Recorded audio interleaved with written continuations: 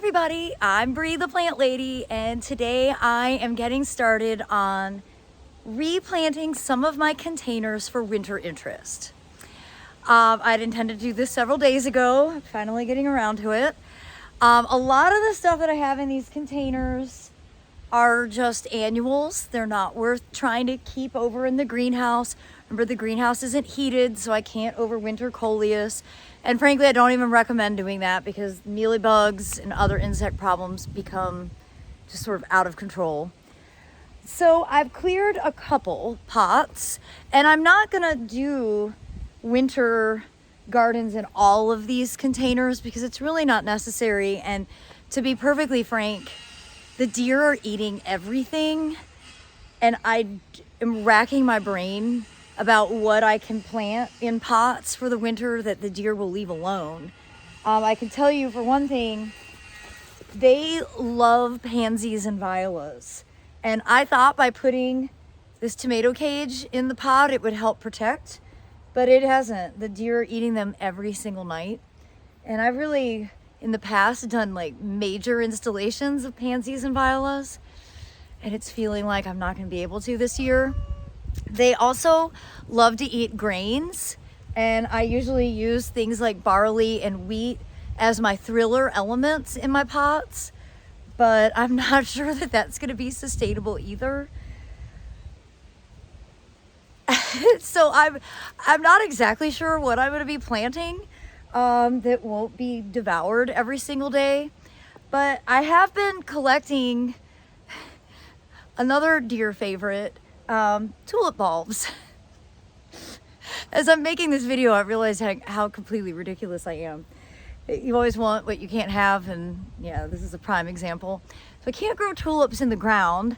For one thing, we're not really cold enough in North Carolina, and you can grow them, but they're very annual. But I have too many voles. I can't grow tulips in the ground because the voles eat the bulbs. And though Ava Grace sometimes catches voles, she doesn't catch them all. So I've been in the habit of growing all my tulips in containers. For one thing, the containers get colder, so that's to the tulips' benefit, and the voles can't get to it. Now, unfortunately, the deer eat the tulips once they're growing, so I will have to come up with some sort of strategy to basically like put all of my containers in jail so the deer can't access them. But because I've been collecting tulips from basically every time I walk into an Aldi for the last couple of months, and I've seen they've had cheap tulip bulbs, I'm gonna go ahead and get these things planted just because I can't help myself, and I'm not gonna let the deer prevent me from doing the things that I love. Really, really wish someone would come and hunt the deer. You know, I'm allergic to mammals, so like I have zero use for the meat. I just really need I need there for not to be 12 living in my garden. That's the main issue that I'm having right now. So remember, if you're into hunting, the Airbnb is open until the week of Thanksgiving. I'm happy to house you and have you. I think you have to bow hunt here, but take away some of those deer so that I can garden like a rational person again. But anyhow, I'm gonna go ahead and show you my process, and then we'll just keep our fingers crossed that I can get at least a handful of things growing for the winter season without feeding this monster herd. So as you can see, I've already emptied these containers. They were predominantly filled with trial peppers, tomatoes, and coleus. And I am left with, each pot has about 3/4 full of veggie mix from Soil Cube. And number one lesson with container gardening, unless you had a soil-borne disease, you don't need to throw out your potting soil. Okay, that is just something that honestly probably Miracle-Gro told you to do so that you buy more stuff. You don't get rid of your ground soil, right? You plant in it every year. Why would you have to throw away your container soil? There's nothing wrong with it. So I'm not dumping it out. I'm just going to add my tulip bulbs and then top dress with some fresh soil so that they're planted at the appropriate depth. And you know, that's a really easy process. It makes container gardening significantly easier by not having to get rid of everything that's already in here and refilling it. So for today's plantings, I've got barley to use as the thriller element, the center. I've got spicy mixed greens that in theory are gonna help deter the deer. Although honestly, I saw that the deer are eating mustard. So they're just like, they're breaking my heart into a million pieces. I just don't know how else to explain it. I've got these carrots that are on seed tape, and I really think seed tape is dumb, but because I have it, I'm gonna use it. So like, this is a concept for people who are growing in lines, you know, more like agricultural. And yeah, the seeds are spaced out, kind of unnecessarily spaced out, but the paper decomposes, so you just basically set it on the soil and then cover it, and the seeds germinate through. This is carrots. I've got a couple different seed tapes. And again, I think in a different application it might make more sense, but for what I'm doing, this isn't really the ideal way to get ground plane coverage of carrots. I am going to show you ground plane coverage of carrots, stuff I sowed in January, and the carrots are like ready to be harvested now and they look awesome. And then tulip wise, I've got 10 red impression and 10 white flag. And so I just figured between these 3 pots, I would kind of mix these all up. And these 3 pots are basically going to act as a threesome combination. And I don't think I'm gonna actually leave any containers on this patio because it's so open. I think I'm gonna move these to the front of the house where it'll be a little bit easier to keep them protected. And again, this is all revolving around the massive deer issue that I'm contending with now. So the process is super easy. I'm gonna go ahead and do 3 red tulips, and I'm just placing these in pointy side up so you can see. And then I'll go ahead and do 3 white tulips. And I'm kind of keeping these towards the edge and just sort of alternating. I have a bit of an obsessive compulsive streak, can't help myself. Okay, so there we have it. Now it's just gonna be time to top dress with some fresh veggie mix, which I happen to have right here.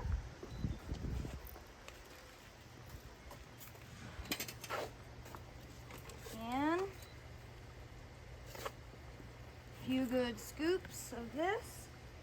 Now you could go ahead and add bone meal, but because I'm growing in compost, not potting soil, I don't actually need to add anything. I don't add fertilizer or anything to my winter containers because the plants get everything they need from this compost. This really is black magic. And I'm sorry for all the people who live outside of their distribution range. However, I have some good news. They are officially going to start distributing in the Dallas-Fort Worth, Texas area in 2026.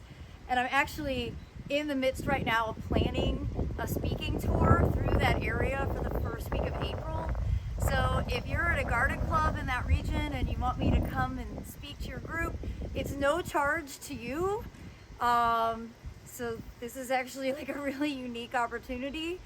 I would love for you to send me an email. I'm Bree@breegrows.com so that I can kind of put together multiple events for the first week of April to be able to share more information about why I love Soil Cube, because I do think that it's going to change your lives, especially for people in Dallas where you have really high alkalinity.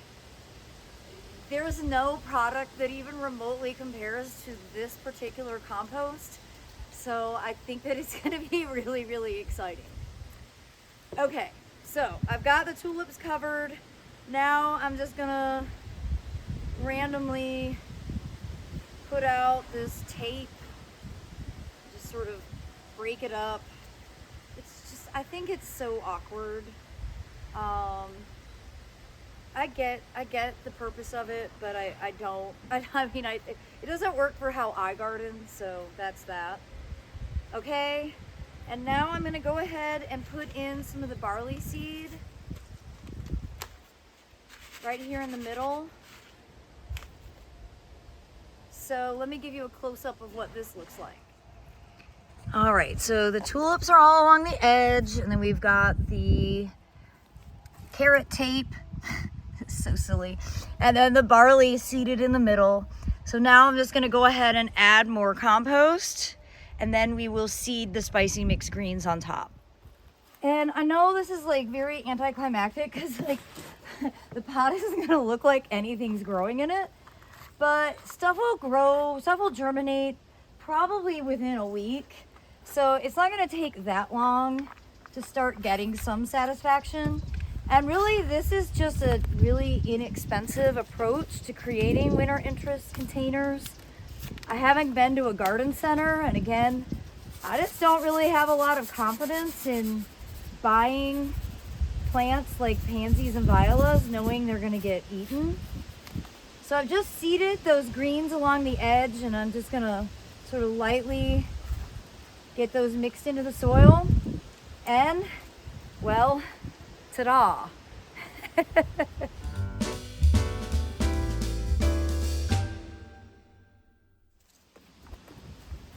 Well, you can see this pot is full of soil, and it's already planted with strawberries and, well, these well-eaten pansies. But I'm gonna go ahead and just get the tulip bulbs planted by just digging a hole, dropping the bulbs in. And, you know, again, this is a really simple approach, and it just shows that you don't have to get rid of that old soil. That bothers me so much, that people have been trained to just discard stuff for no reason. And so I make it my life's mission to try and share better information that's more practical and affordable, because gardening can be really expensive if you let it be. Hey, here's something that was in here before. Dipladenia. Who knows how long I've had this soil? Probably, I don't know, 5 or 6 years in the same pot. Again, nothing wrong with that.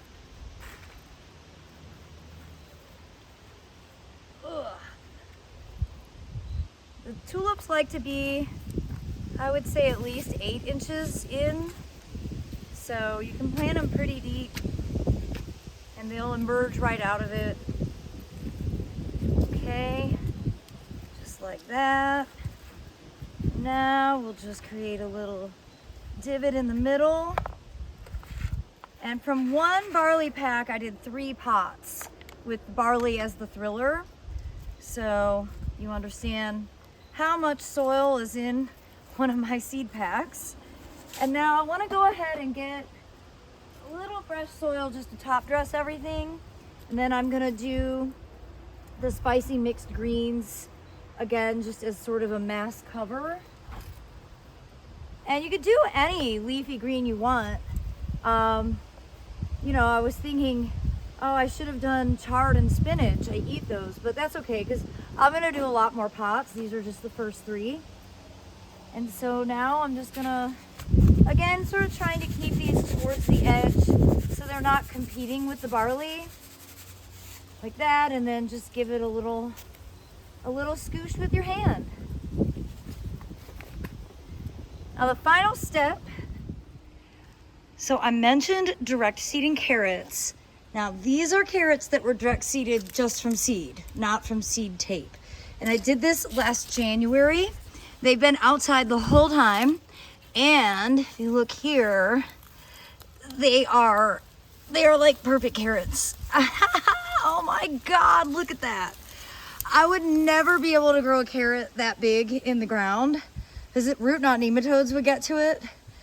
But in containers, carrots are a really reliable crop that's easy to grow from seed. I don't know why I can't get it to focus. Anyhow, from seed in containers, specifically containers planted with compost, carrots are a super reliable crop. There's nothing to impede their root development, and I eat a lot of carrots, so I'm super stoked about this. And I've got not only this container, which also has a nice dwarf fruit snacks apple in it. I have a matching container on this side, which is equally full of carrots as well. So I think carrots are going to be on tonight's menu, so I have to come out and harvest some more. But I do want to encourage you to grow something like a carrot, to just sort of cover that ground plane, make your pot more interesting. All summer long, swallowtails nibbled the foliage. The caterpillars of swallowtails nibbled the foliage. Obviously, that had no impedance on its ability to develop a root. So I hope that you will take my advice and consider growing carrots as a winter element in your winter interest containers. So the final step in this process is adding the tomato cage, and that is exclusively just in theory to try and keep the deer's faces from being able to access the plants, and